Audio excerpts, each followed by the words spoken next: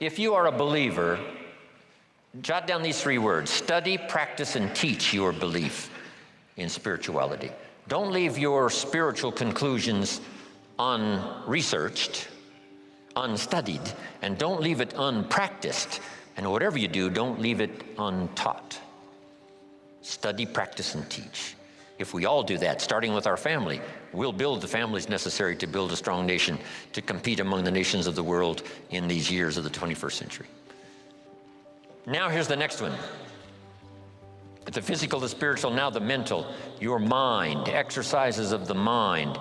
Build your library, the books that can see you through, the books that can give you the ideas necessary to build a good career, to build a strong enterprise, relationships, good health, and all the rest. The book you don't read won't help. Now here's part of the exercise of the mind, a good debate, right? We're engaged now in the great political debate with the election coming up in just a few months. This is what we call healthy. We don't believe in the one-party system. Communism said one party, everybody do what we say. We say no, more than one party, so we can discuss ideas. Here's the way to make an idea powerful, is to discuss it and refine it so that it fits your situation. That's what I ask you to do when this seminar is finished. Debate all of these ideas. Discard some that don't make sense. Give considerations to some that do make sense. Put some on the shelf for later consideration, and then put some of them into action that make sense. Jot this down. Make sure what you do is the product of your own conclusion. Do that thoughtful study. One book on health and nutrition says, do this, you'll live forever. The second book says, if you do what that first book says, you'll die young. So what should you do? Which book should you follow? And this is one of the important answers of the weekend. Neither one. Read both books and make up your own mind.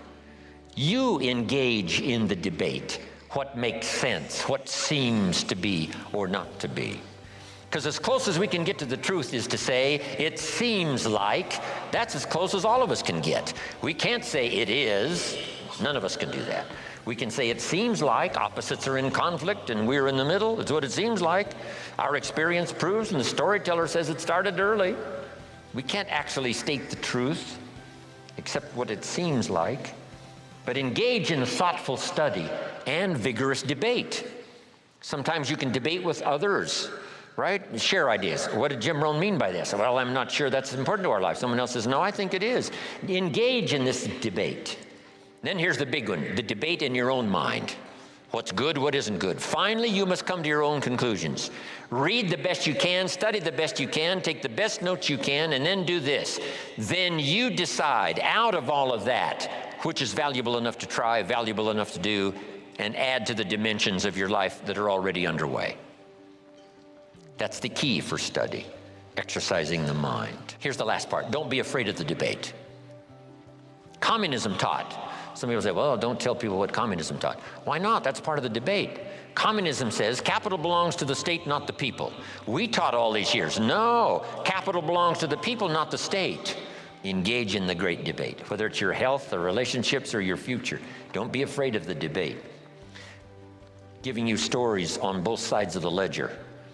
Here's the story of someone to admire. Here's the story of someone to despise. You need both stories to help you with this debate. Okay. Now here's what's next. Here's a little subject called How to Turn Nothing into Something. Number one, first, imagine the possibilities. Imagination is the first step of the miracle of possibilities. Reality first starts with imagination. Now, it's hard to call imagination nothing, but it's not something in terms of a podium. It's not tangible. So it's hard to say how to turn nothing into something, because there isn't anything that's nothing. Everything is something, even if it's the imagination, it's something. Einstein once said, there's nothing faster than the speed of light. One of my mentors, current mentors and longtime friend, said, maybe here's something faster than the speed of light, and that's thought. It's possible that thought could be faster than the speed of light. How fast can you think back and think ahead? I guess we can't say the exact same instant, but all we can say is it seems like the exact same instant. You know, if you don't know the truth, you can't say that's true. And if you're not a scientist, it'd be, a little out of order to say, yes, this is true. But here's what it seems like. It's possible to think back and ahead at the same time. I mean, how fast is that? To think back and think ahead. But it's one of those marvelous capabilities that we all have. And in your personal development quest of getting stronger and more vital, both physically and spiritually and mentally, now use this exercise. To think back and gather more experience. Think ahead how to apply it so that the experience now multiplies in value by 2, by 3, by 5, by 10. That's key. Now, how to turn nothing into something. Number 1, imagine the possibilities. Today, if we had a chance to hear everybody's testimonial of how you got where you are, some of you went from nothing to something. Some of you went from pennies to fortune. And if we had a chance to hear everybody's story here today, took the time, guess what those stories would conclude? Those stories would conclude the possibilities are absolutely endless and unlimited. So number 1, imagine the possibilities. Read an inspiring book one more time, how someone went from nothing to something. The possibilities, they're unending. Now here's the next step. Imagine that some of the possibilities are possible for you. We call this now faith. Now we start with imagination, now we generate faith. What generates faith? Faith is generated sometimes when the testimonial closes like this. If I can do it, what? You could do it. I started behind. I started under the basement, not in the basement. I started with debt, not surplus. I didn't start with pennies. I had no pennies. Debt's up to here. Finally got it turned around. Now everything's flourishing. That's what we want to hear.